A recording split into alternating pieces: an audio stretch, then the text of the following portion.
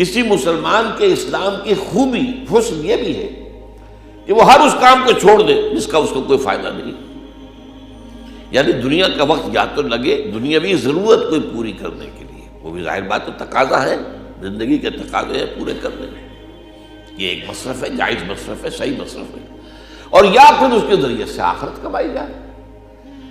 یوں سمجھنا کہ وقت کوئی بیکار اور فضول چیز ہے، بیسٹ ٹائم جیسا کہ میں نے کہا تھا کہ لفظ استعمال ہوتا ہے، وقت گزاری کا مشغلہ ہے جی، ذرا وقت گزاری کے لیے، کچھ تفریح کے لیے، اس کا تو سوال ہی پیدا نہیں ہوتا اگر آخرت کا یقین۔ تو اسی حوالے سے اگر آخرت کا یقین ہے تو ظاہر بات ہے کون چاہے گا کہ میری اولاد جہنم میں ڈالی جائے؟ کون چاہے گا؟ کون چاہے گا کہ میرا بھائی جہنم میں ڈالا جائے؟ وہ تو پھر اس کے بعد انسان کے ساری صلاحیتیں، ساری قوتیں، ساری توانائیاں اس میں صرف ہوں گی کہ جتنوں کو بچا لوں، بچا سکوں بچا لوں۔ جیسے کہ حضور صلی اللہ علیہ وسلم نے مثال دی، میری اور تمہاری مثال ایسی ہے کہ آگ کا ایک الاؤ ہے جو تمہیں نظر نہیں آ رہا اور تم اس میں گر پڑنا چاہتے ہو، اور میں تمہارے کپڑے پکڑ پکڑ کر گھسیٹ رہا ہوں۔ اس کی میں مثال واضح طور پہ دیا کرتا ہوں۔ فرض کیجئے کہ آپ کہیں سڑک کے کنارے بیٹھے ہوئے ہیں اور آپ کو معلوم ہے کہ آگے سڑک کھلی ہوئی ہے، ٹیلی فون والوں نے یا سوئی گیس والوں نے یا کسی اور نے سڑک کھلی ہوئی گڑھا ہے آگے۔ اب آپ دیکھتے ہیں کہ ایک نابینا آدمی جا رہا ہے، اسے تو معلوم نہیں، وہ اپنے معمول کے مطابق اس راستے سے گزرا کرتا تھا، اسے کیا پتا کہ آج سڑک کھلی ہوئی ہے، وہ بڑھے گا۔ آپ چلا کر کہیں گے تو خدا کے بندے ذرا بچو، آگے جو ہے گڑھا ہے۔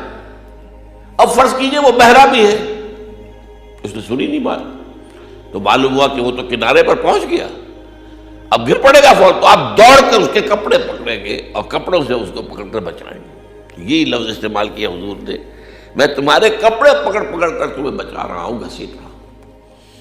اس حوالے سے انسان کا پھر زندگی کے اندر یہ ویلیوز کا معاملہ ہے کہ آپ کی اقدار کیا ہے، آپ نے کس چیز کو کتنی اہمیت دی ہے، آپ کے نزدیک کس چیز کی کتنی قدر و قیمت ہے۔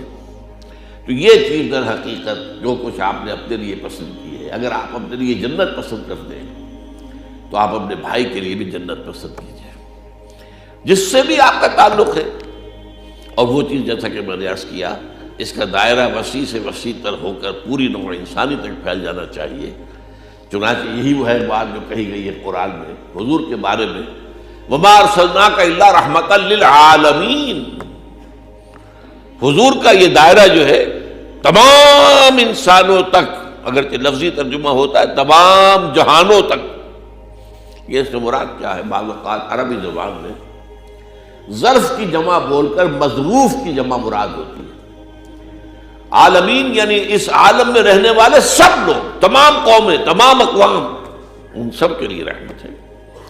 یہ رحمت جو ہے اس کا کوئی عکس یہ صاحب ایمان کی شخصیت کے اندر ہی پیدا ہو جانا چاہیے، اگر حقیقی اور واقعی اور اصلی اور قلبی یقین والا ایمان حاصل ہے۔